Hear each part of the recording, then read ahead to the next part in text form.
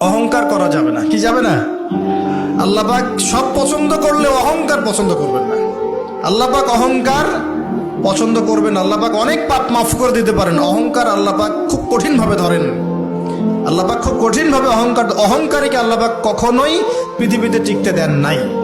আল্লাহ বলে, বান্দা বলো না, আমি যদি আজকের রাতকে টেনে লম্বা করে সারমাদান ইলা ইয়াউমিল কিয়ামা, কিয়ামত দিবস পর্যন্ত দীর্ঘ করে রাখি, রাত বানিয়ে রাখি, মান ইলাহুন গায়রুল্লাহ, আমি আল্লাহকে বাদ দিয়ে কে আছে তোমার, ইয়াতিকুম বিদিয়াইন, যে আগামী কালকের আলো এনে দিবে, ভোর এনে দিবে, কে আছে কেউ?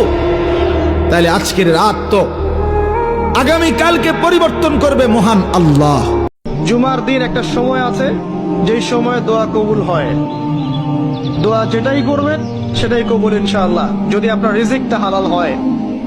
যদি আপনার রিজিকটা হালাল হয়, আকীদায় শিরক না থাকে, আমলে বেদাত না থাকে, ইনশাআল্লাহ কবুল।